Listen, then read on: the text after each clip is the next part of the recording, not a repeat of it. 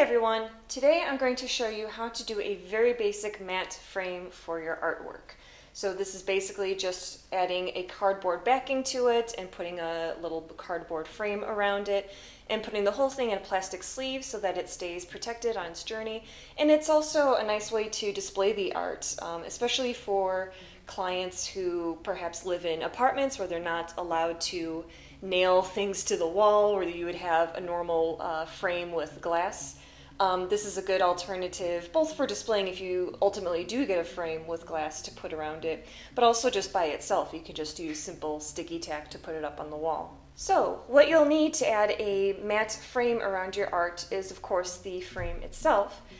This particular one is 8 by 10 and it hosts art on the inside that's 5 by 7.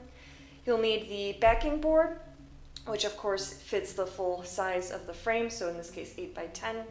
And it includes my logo on it. I stamped this myself, so I purchased a custom stamp, and whenever I order a batch of backing boards, I always put my stamp on the back. You'll need a clear plastic sleeve to contain everything in. You'll need very sturdy double-sided tape. You'll need less sturdy masking tape that's easy to peel off and won't damage anything that you put it on. You might need scissors to cut apart the double-sided tape. You'll of course need your artwork, and I always like to include a business card with mine. So just to give you a slightly closer look, this one has my stamp on the back that has alafis.com, so no matter what they do with the artwork, they'll always be able to see who the artist was and know my website. My business card in particular, I have a custom one that says thank you instead of a new one suggesting you're not already a customer. So this is my way of thanking existing customers and encouraging them to take a next step. So they've already made a purchase from me, which I'm very grateful for.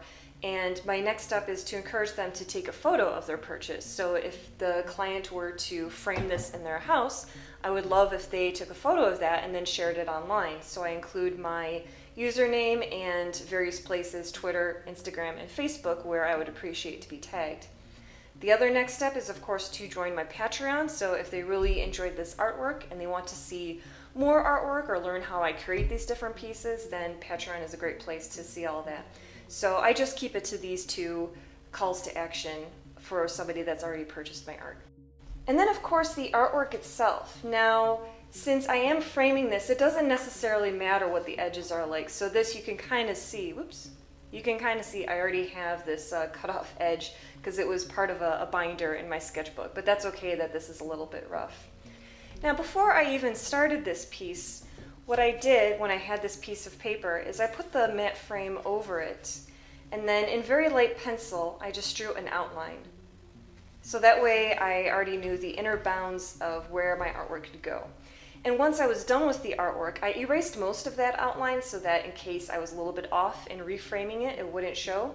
However, you can just barely see I left a teeny tiny corner here, and I think you could see just a little bit of edge here, just a tiny bit here. So that way, once I do actually frame it, I can adjust it to where my original outline was. So that will actually be the first step. So you'll want to clear your workstation. So what you'll want to start out with is your masking tape. And I recommend just peeling off just a little bit, it doesn't have to be that long, and taping it somewhere that's easily accessible. And you only really need maybe 2 pieces, but you might want to have 3, maybe 4 max. Then of course you have your artwork, if it'll focus, and you have your frame. So you'll want to put the frame over it, and you'll want to find those initial pencil marks that you left so that you know where the corners are supposed to go. And once you're happy with the placement of it, I think I might nudge it up just a tiny bit. Cool. So you hold it very tightly and then place it flat down, and then you'll grab your easily accessible masking tape and just put it on in the corners. And initially I just do 2, and I do it very loosely because I double check that this is still where I want it to be. And yep, that is still looking good. So I'll go ahead, Put that in a little bit more steady. It doesn't need to be that perfect. And make a final check, because of course after the next step it becomes extremely difficult, if not impossible, to completely move it. And actually there's this lovely little stroke that I have here that's getting cut off. So I think I might try to nudge this down just a tiny bit, actually. And that's exactly why you use the masking tape, because it's very easy to just peel off and start over. The masking tape is just to hold it steady for the next step. It doesn't have to be perfect. Alright, so now that you have the basic frame done, it's time to put the backing board behind it. So you'll want to have both your backing board and the framed part ready. So what I do next is grab the double-sided tape, grab your scissors, and just cut off pieces like this. It doesn't have to be that big. So you grab pieces of your double-sided tape, and to make it really secure, you'll probably put one along each side. So I'll put one here.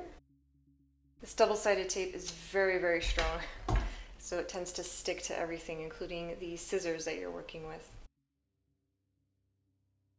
Now I don't want any of this tape to interfere with the artwork, so if I've cut too big of a piece, I'll shrink it down. That way it's only touching the frame part and not the artwork part. Now of course, since it is double-sided, you need to take the other side off. Alright, so now you have 4 very, very sticky edges. Now this piece will be hung on the wall like this, of course. So in my particular case, I put all my stamps in the same direction, facing vertically. But if you hadn't applied your stamp yet, you might want to consider flipping it around the other way. And then of course making sure that your stamp is facing downwards, so that when it's framed like this, you would flip it over and the stamp would be facing the right way. In this case, mine is sideways, so I'm not too bothered about which way it's going to go. So for this next step, you simply make sure that the stamp is facing down, and you are going to place the frame over it. Now, take your time with this because you want to make sure that the edges line up perfectly.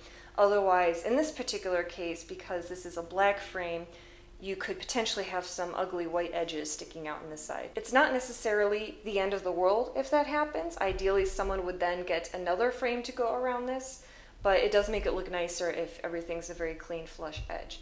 So take your time with this. You'll probably watch me take quite a bit of time as I'm figuring this out.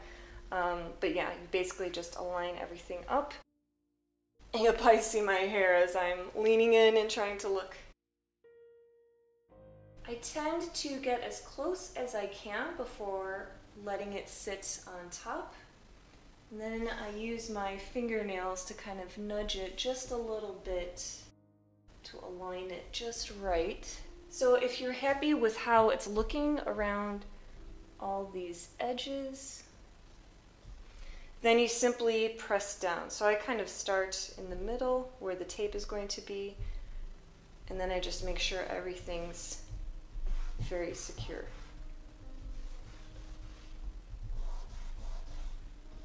So there you go. You have these 2 pieces of cardboard pressed together very firmly.